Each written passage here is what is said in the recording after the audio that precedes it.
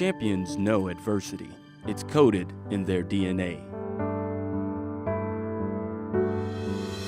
But when that defining moment arises, champions embrace adversity, then seek to conquer it. We are Jaguars. Scholars.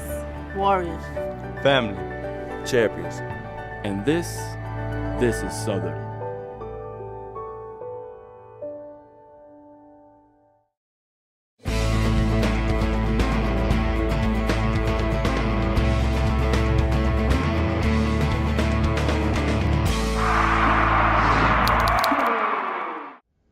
First of all, let me begin by saying, how grateful it is to be having homecoming this weekend, chance for family and friends, alumni to come back to town, and we hope to enjoy a great weekend and just have some memories and sharing some of those memories of their time, of their years here on the Bluff. With last week's game, we had a chance. We missed some opportunities. We didn't play very well, but still in playing bad, we still had some opportunities. Got out to a nice 7-0 start. You felt like you had a little momentum. Then all of a sudden, they kicked it into another gear. We had the ball, I think, 6 times in that football game on the plus 50. And normally our offense gets some points out of that. We know we down some guys. We didn't execute very well. But at the end of the day, the guys out there got to go make plays. And it's our job as coaches to make sure that we put them in position to make those plays. Defensively, just couldn't get off the field on third down. They were 11 to 15 on third down. Just didn't do a very good job. And, we take full responsibility of that. I take full responsibility of being the head coach. We got to get our football team playing better. We got to tailor some things to fit the guys that are out there on the field. When we get some other guys back, we'll welcome them back. But we got to get a scheme prepared for those guys that are out there and making sure that we put them in position to try to capitalize on their abilities. This week, we got homecoming and we're playing UAPB, and we look forward to the opportunity to get back to winning ways. Coach, what's the status on some of your injured wide receivers and also running backs? Well, we're playing it by ear. Today I would say a couple guys are questionable. Some of the receivers, Menard's done for the season. We will not get him back. Mike will be questionable. Jarvis is questionable. Malcolm is questionable. But the good thing, Jarvis did participate in practice, so I'm grateful for him, and he looked like he's ready to go. So he's the one that's looking like he's probably going to have the greatest chance of playing. Other guys right now are questionable. What about Bracken?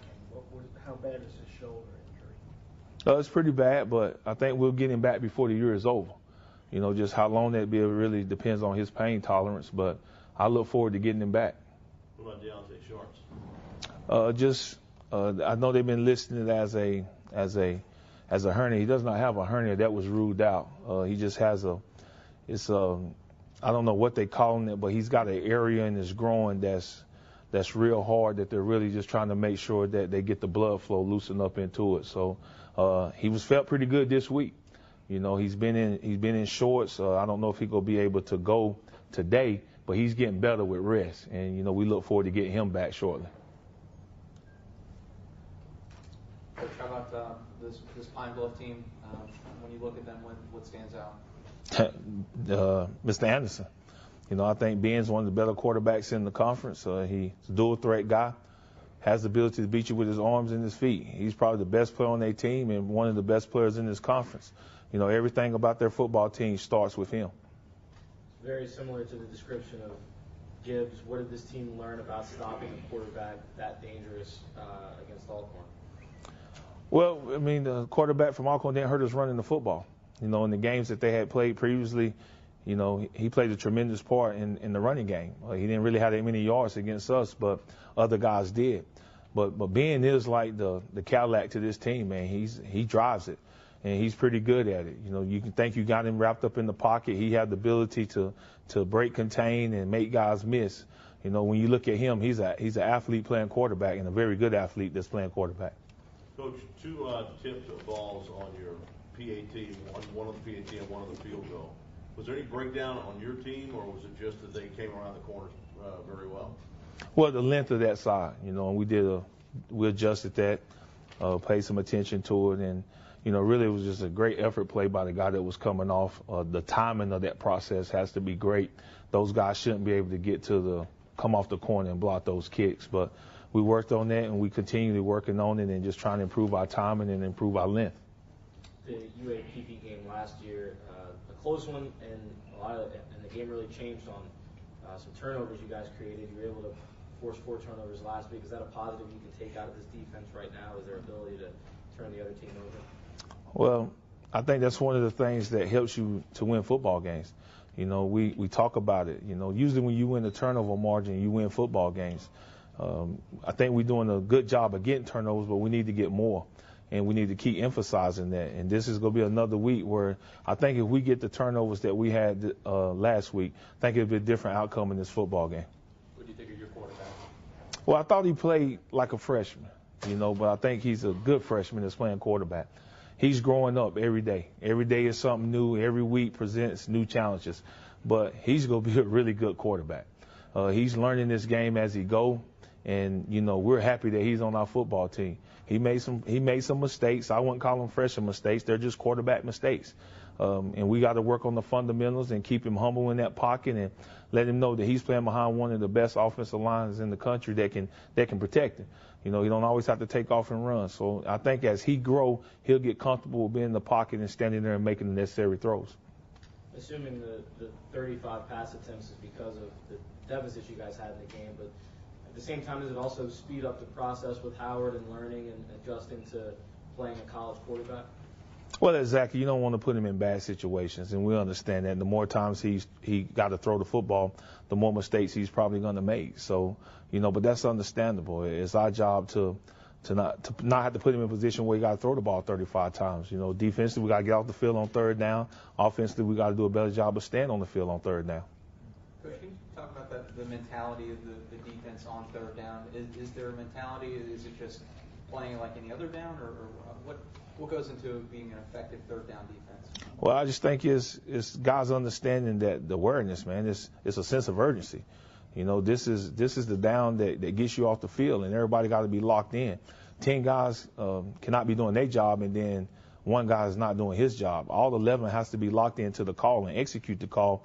That's how you play great 3rd down defense. Homecoming is a big deal at Southern University and always has been. Is it a distraction for the guys, and how do you sort of address it with them?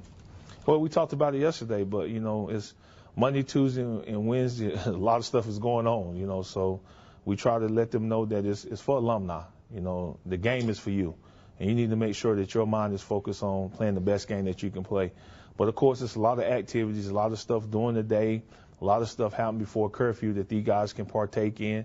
They're student athletes. But once we get to Thursday, we really start homing in on them guys about, the football game is what it's about. But they got stuff going on all day.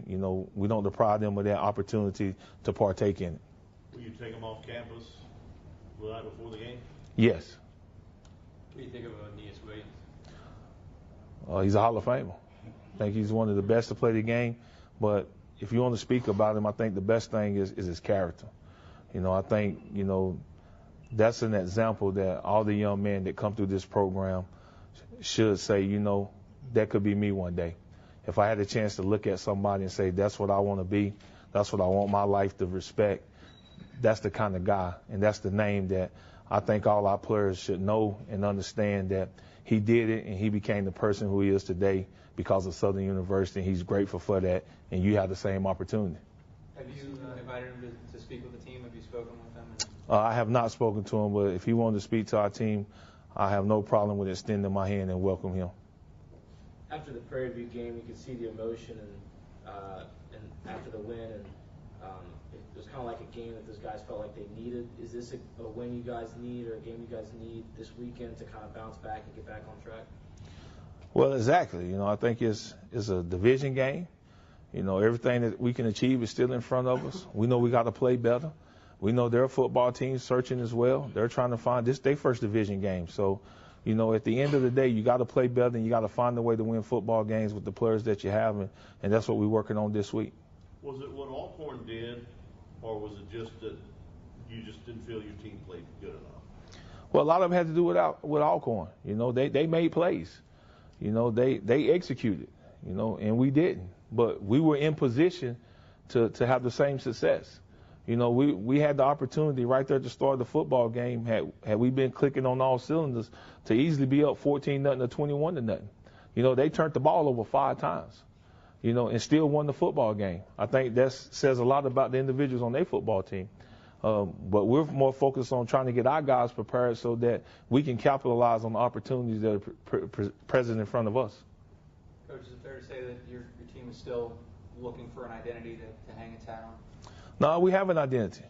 We know what we want to do. It's just a matter of execution and going out and doing it. What is that identity? That identity is winning football games, competing for 60 minutes. On defense, it's getting off the field on 3rd down, giving the ball back to the offense. On offense, it's about scoring points. And the games that we do that, we win. The games we struggle in that, we lose. So I think these guys understand the importance of playing fast, starting fast, getting off to a fast start, and finishing football games. We're excited about the guys that we have. It's just about getting them in position, and they got to make plays. It's supposed to be cooler Saturday night. Is that going to benefit you? Maybe these guys won't get as tired? I don't know if that'll help us, but, we all like playing in good conditions. But I think at the end of the day, the way you rest is getting off the field. We told our guys, if you don't want to play so many snaps, get off the field. And it comes down to will and determination. Depth is an issue. We know our starters cannot play the whole game. We have to substitute and get other guys in there. Well, the other guys got to step up. And I think going forward, this football team will play different. You'll see a different team on Saturday. They will get better. Talk about how you've addressed the offense being able to capitalize on some of those turnovers that the defense created. Well, I think it's a matter of understanding it's about players and not necessarily plays. We got to find a way to get the ball to those guys that can make plays. And when we get the ball to those guys, they got to make their plays. And we have some playmakers, even though we've been, we done had our injuries, we done lost some players. We still got some guys out there that can make plays. We just got to find a way to get them the football. Is Brian McCain more of a linebacker than a fullback now? Yes, he starts on defense now. So how much have you cut back on his offensive snaps? A lot. Normally if they need him at fullback, he's a smart young man. So if they need him over there, he's able to go in the game and line up and block who he's supposed to block. Were you playing less two-back because of that? We're playing less two-back because we've been hit with injuries. If we had our depth, then we'd probably see more two-backs. But when you lose the Jarvises and you lose Malcolm and you lose Brackens, it's not a whole lot left. I'm grateful for Wes and Herb Edwards. Those guys are going out there and competing and doing the best that they can with their ability. But we were hit, when we lost 3 guys that were game changers. On the subject of getting the ball to guys on offense you want to get it to, Willie Quinn, we've seen him make some plays. We've seen him make a lot of plays on special teams. But is he a guy that you want to get the ball to a little bit more, however you can on offense? Yeah, but I think the defense is paying a lot of attention to Willie. I think they understand he has big play capabilities. So if some other guys got to step up. I was pleased with Reggie Travis' performance. I thought he stepped up and made some catches. Now it's about Sam Altman, Morgan. Those guys got to step up and take their game to another level and take the pressure off Leonard Tillery, who's I think is running the ball, possessed. He runs it hard, but they're going to load the box up if we can't complete some passes. He seems like a guy, Leonard, that even when he has a good game, he always wants more out of himself. Do you see that with him and trying to take the load upon himself week in and week out? Extremely hard worker. He's dedicated. He wants to be the best. He wants to get that extra yard, that extra inch. He's always fighting for it. And when you see him run the ball, you can see how hard he's running, see how hard he's trying to make those extra yards. And he's only getting better for it. All those reps that he used to share with other backs, he's carrying the load himself. And, I'm proud of the job that he's doing. How did you address the team's mindset following the game Saturday night in terms of dealing with a lopsided loss? We got the same 60 minutes as the opponent. We looked at them and said, hey, you got to put it behind you. There's nothing we can say to you or do that's going to change the outcome of this game. It's over with. It's behind you. Let's move forward, focus on the next one. We got to regroup. We got to look at what we're doing. We got to try to tailor it to 50 guys. We got to tweak some things. We got to get our best players in position to make plays, both offensive, defensive, and special teams. And let's get ready to finish out this thing, try to get in the bye week and get some guys back healthy. Coach, switching gears a little bit, obviously recruiting always the lifeblood of any program. What do you think of the state of high school football around Baton Rouge these days, and how important is it to keep local guys in the program and get them in? Well, I think it helps your program, locally. Try to get local guys in your program, guys within the state. It really helps build up your fan base. It's important. That's why we knock on every door in the state of Louisiana. We knock on every high school door, trying to convince the players to come and play at Southern University. Homecoming is a great atmosphere for young men to want to come and see the environment.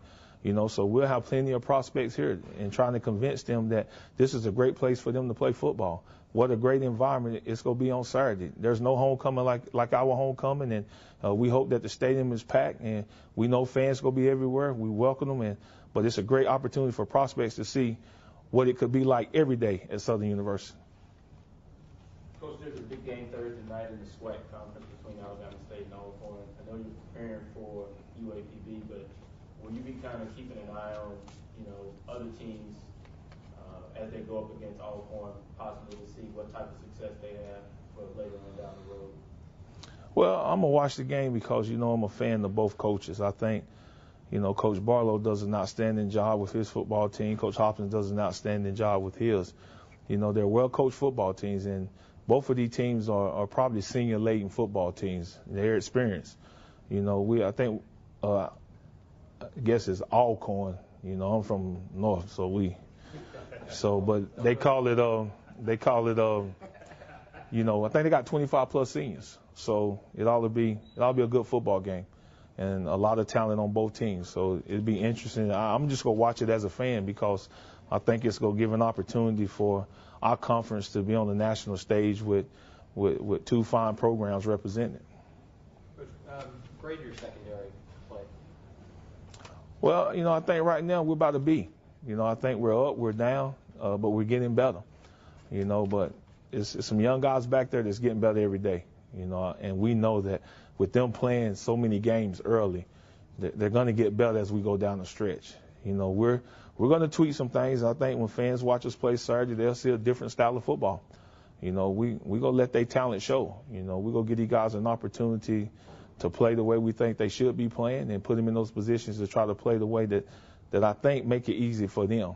So we're going to try to capitalize on some of the young guys' enthusiasm and confidence and put them in position to make some plays. Numbers-wise, Pine Bluff is a little bit down scoring the ball, but do you kind of throw those numbers out of the window just because of the nature of anything can happen? Yeah, numbers, they usually tell a story, and, they represent something. But it's a new game, new opponent, new team.